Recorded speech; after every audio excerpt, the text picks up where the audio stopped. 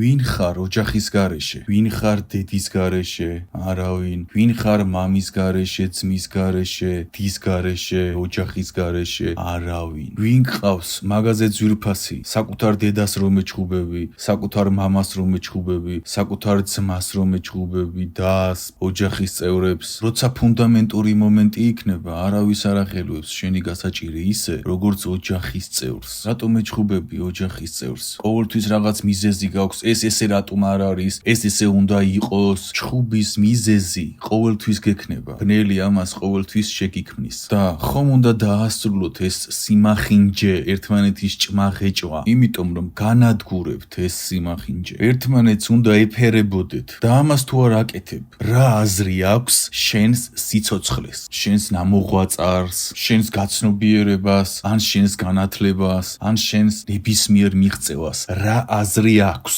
არანაირი, იმიტომ რომ შენ თუ შენ ოჯახის წევრთან კამათებში ხარ, შენ ხარ დაკარგული ადამიანი, ღმერთისგან მოშორებული ადამიანი. იმიტომ რომ შენ არ კამათობ შენს ოჯახის წევრთან, შენს უკან ბნელი, რასაც გიბიძგებს თავში და გეუბნება, ამის გამო, იმის გამო, ეს ქენი, ის ქენი, ამის გამო კამათობ. და როცა ოჯახის წევრთან კამათობ, გახსოვდეს ყოველთვის, რომ შენ თავს დაგესხა ბნელი, ორივეს. და ბნელი გალაპარაკებს ყველა სიბინძურეს პირიდან. და შენი სიბინძურე პირდაპირ ტკივილს აყენებს შენს ოჯახის წევრს. ტკივა მას, შენს ტკივა, რაში გჭირდებათ ეს სიმახინჯე? ამით ხომ თქვენ ანგრევთ თქვენი ოჯახის ერთიანობას, ერთიანობის სიძლიერეს, უფლის ხატს ხომ ანგრევთ ამით? და რისთვის გაიარეთ ამდენი წლები ერთად ოჯახში? რისთვის გზარდა უჯრედ მშობელმა? რისთვის გიყვარდა ამდენი ხანი? რისთვის იცხოვრეთ ერთმანეთთან? რისთვის ითმინეთ გაჭირვება, წინაღობების გადალახვა, სირთულეები, რომ ერთმანეთი ჭამოთ და ღეჭოთ? ესე უნდა იცემოდეთ? რისთვის? ის რატომ არ არის ასე? ეს რატომ არ არის ისე? და ეს რატომ არ არის ესე ან ისე? ამისთვის არ აქვს საზღვარი ასეთი ადამიანის ამპარტავნებას და ხიბლს, რადგან ესეთი ადამიანი არ აღიარებს არც თავის შეცდომას, არც მეორე ადამიანი არ აღიარებს თავის შეცდომას, არც ერთი არ აღიარებს თავის შეცდომას. დაიმახსოვრე, ნებისმიერ კამათში ორივე არის დამნაშავე, რადგან ორივე რეაგირებს კამათზე. არ აჩერებს არც ერთი, არც მეორე. ამიტომ არის ეს ამპარტავნება და ხიბლი. კამათის დროს შენს გაქვს წვრილი დანაშაული და მასაც. ის რომ სულ დამნაშავე იყოს, შენ რომ ამ კამათს ანხორციელებ, რეაგირებ, შენს დამნაშავე ხარ, იქ ხარ, მონაწილე ხარ, მაგრამ არა, იმდენად ამპარტავნებაში ხარ, მე რა შვაში ვარ, მე ხომ აქ არაფერ შვაში არ ვარ, არა, მეზობელია შვაში. შენ იქ არ ყოფილ ხარ კამათში. ორი ამპარტავანი, დასტრესილი ტკივილით სავსე ერთმანეთს უფრო მეტ ტკივილს აყენებს და უფრო მეტ ამპარტავნებას აჩვენებს. და რისთვის? თან გიყვარს ოჯახის წევრი. და რაშია მიზეზი? მიზეზი არის იმაში, რომ არ გინდა დაემშვიდობო შენს ძველ მახინჯ თავს. არ გინდა თავიდან დაიბადო, რაც იესო ქრისტემ გითხრა, რომ თავიდან უნდა დაიბადო. არ გინდა თავიდან დაბადება, ვერ შორდები წარსული შენი თავის სიმახინჯეებს, რომელსაც კვლავ აქვს ის წყენები, ტკივილები, ბრაზები, ყველა ეს ძიმე მდგომარეობები. იმ ყველაფერმა ჩაიარა, მაგრამ შენ კვლავ მას ვერ შორდები, რადგან ის გეწებება შენ. და როცა ადამიანს არ უნდა დაემშვიდობოს მის ძველ მახინჯ თავს, როცა ადამიანს არ უნდა თავიდან დაიბადოს, ის არ არის გაღვიძებული, ის ვერ იბადება თავიდან და გამუდმებით ტკივილში ღმერთი არ შედის მასში. შენ თუ თავიდან არ დაიბადე, ღმერთი შენში არ არის. დაიმახსოვრე ეს. ზუსტად იგივე გჭირთ, რაც იესო ქრისტეს დროს ჭირდათ ხალხს. თავიდან უნდა დაიბადო, იესო ქრისტე ეუბნებოდა და ხალხი ვერ იგებდა, რას ნიშნავს, რა თავიდან უნდა დავიბადო? ეხლა გამოდი და გაარკვიე ერთი, რომელი ერთი არის დაკავებული თავისი თავის თავიდან დაბადებით. აი, რომელი ერთია ამით დაკავებული? პასუხი არის ეს. არავის არ სურს თავიდან დაბადება და ამიტომაც არის მომიტევეთ და ქაქში. შენი ძველი თავი უნდა გარდაცვალო, ამოძირკვო, ამოიღო ბოლომდე და გაუშვა. მხოლოდ ამ შემთხვევაში იბადები თავიდან. თუ ის ძველები დატოვებული გაქვს, შენ არ ითვლები თავიდან დაბადებულად. და თავიდან დაბადებული თუ არ ხარ, რაღაც დადიხარ ტაძარში და რაღაც ილოცები. შენი პირველ წყარო მიზანგეგმა უნდა იყოს თავიდან დაბადება, ყველა ამ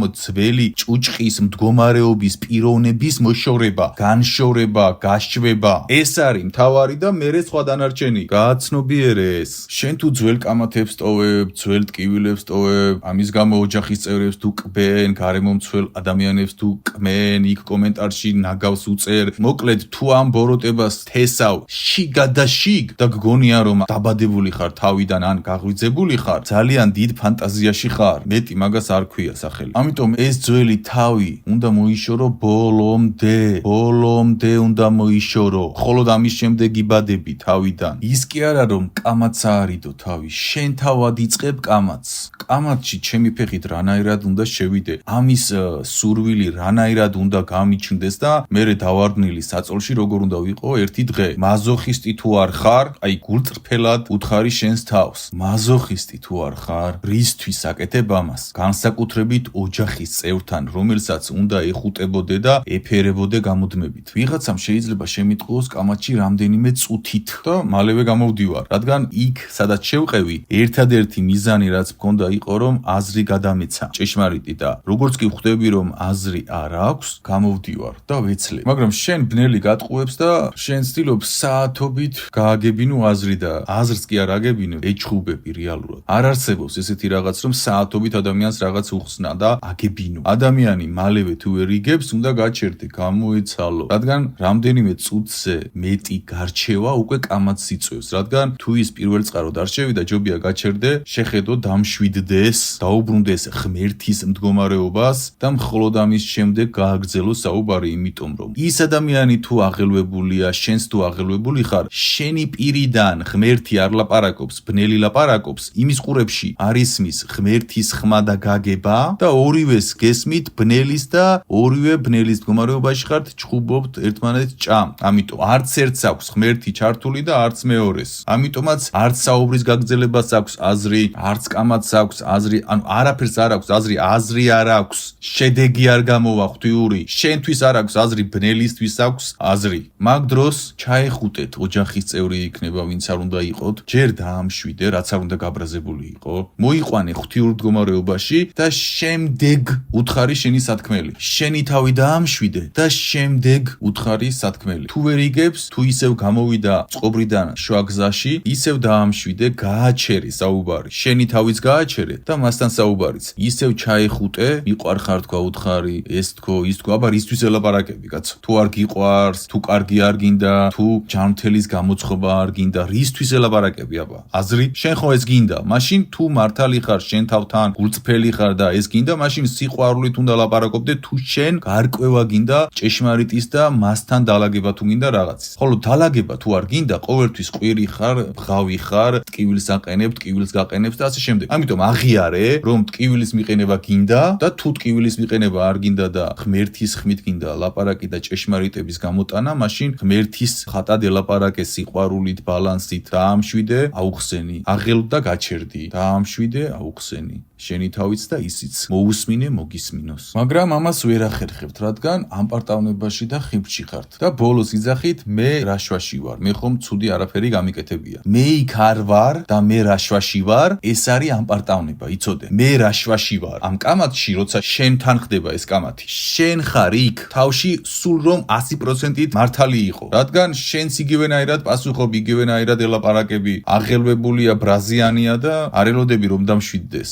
არაფერს არ ეძებ ღვთიურს, ტკივილი გამოძრავებს და იძახი, მე რა შვაში ვარ. მე რა შვაში ვარ არის ხიბლი და ამ პარტავნება დაიმახსოვრე. შვაში ხარ, იქ ხარ და მაგიტომ იმ პროცესში მონაწილეობ და მაგიტომ. შენ იცი ვინ ხარ? ბანკს რომ ძარცვავენ და საჭესთან რომ ზის შუხერად. მოდი ესეთ ენაზე ვიტყვი. და ძარცველები რომ გამოვარდებიან ბანკიდან, ჩაჯდებიან, გაიქცევიან და რომ დაიჭერენ და ძღოლი რომ ამბობს, მე რა შვაში ვარ. მე ხომ ბანკში არ ვიყავი.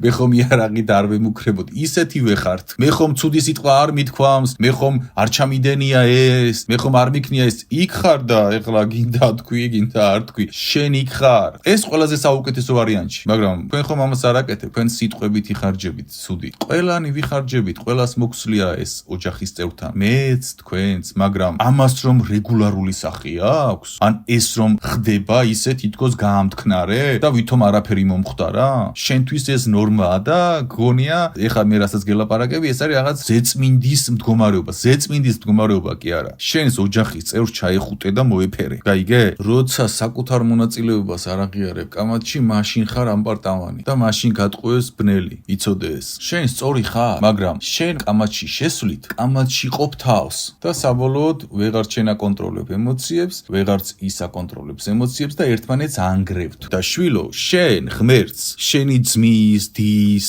დედის, მამის, ოჯახის წევრის დანგრევისთვის არ შეუქმნი ხარ. პირიქით, სიყვარულისთვის შეგქმნა და შენ თუ ეს არ გინდა, მაშინ მიბრძანდი ბნელთან და მოგხედავს. ვის რაში აინტერესებს შენი რაღაც სისწორე, ამაში მართალი ხარ, იმაში მართალი ხარ, ესეა, ეს ყველა იდიოტური რაღაც მდგომარეობები. ვის რაში აინტერესებს? მაგას არ სჯობდა, ჩახუტებოდი და მშვიდად გეთქვა და გაგიგებდა. ამის ნაცვლად ამპარტავნების და ბრაზის და ტკივილის და ამ ყველა დესტრუქციის სიტყვებს და ენერგიას ესვრი ოჯახის წევრს და ჭრი, მერე ის გჭრის და ერთმანეთის დანით ჩეხვის მდგომარეობაში ხარ და მერე ვითომ არაფერი არ მომხდარა. აი, მაღალი იერარქია ამას როგორ უყურებს, იცით? აი, ახლა ოჯახის წევრებმა ერთმანეთი დანით რომ დაჩეხოს და მერე ფეხი-ფეხზე გადაიდოს, ერთმა ჟურნალი გაშალოს, მეორემ ჩაიდალიოს და ვითომ არაფერი მომხდარა. ამ მდგომარეობაში იმიტომ ხარ მერე ვითომ არაფერი მომხდარა, რომ კითხვები არ დასვა, სად ხარ? და არც სვამ, სად ხარ? ვითომ ყველაფერი ნორმალურად არის. არც შენ გინდა გააცნობიერო რა ნეხვი გააკეთე, არც მეორეს. ერთმანეთის ჭმაღეჭვაში ხართ რეგულარულად, მერე ვითომ ყველაფერი კარგად არის. ჟურნალს გადავშლი და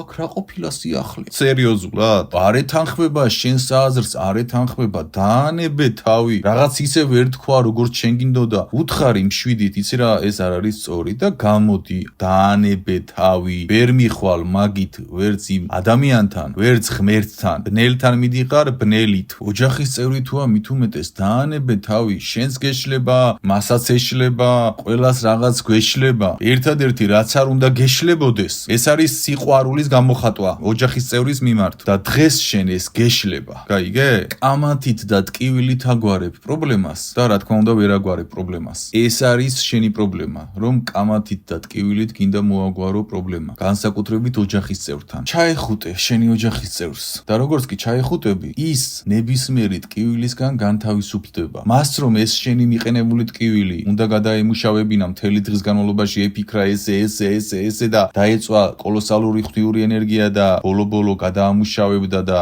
დაავიწყდებოდა, ორწუთიანი ჩახუტებით შენ ამ ტკივილს უქრობ. მთელი დღე რაც უნდა ეტანჯა, ამას უქრობ და ეს არ უნდა გააკეთო ოჯახის წევრისთვის. თუ ქსიამონებს მთელი დღე როგორ იტანჯება ტკივილით და შენც როგორ იტანჯები ტკივილით და ვითომ გაიბუტეთ, ვითომ რაღაცას ამტკიცებ, ვითომ რაღაცას ასაბუთებ და რა, არაფერი არ გამოგდის, არც არაფერს ასაბუთებ, არც კაი საქმეს აკეთებ და ღმერთთანაც არ ხარ. ჩაეხუტე, გაათბე, სიყვარული გჭირდება ყველას, შენც, მეც, დედებს, მამებს, შვილებს, ბებიებს, ყველას სიყვარული გჭირდება. რაღაც ფანატიკურს კი არ გელაპარაკები, შენ გჭირდება, ხო გჭირდება სიყვარული, ხო გჭირდება, ყველას გჭირდება, რადგან ამაზე ვცხოვრობთ ჩვენ. სხვა დანარჩენი გვძარცვავს და გვანადგურებს. ამიტომ გჭირდება შენც, სულ რო ბრუტალი ვითომ მამაკაცი იყო, ყველას გჭირდებათ, ხო?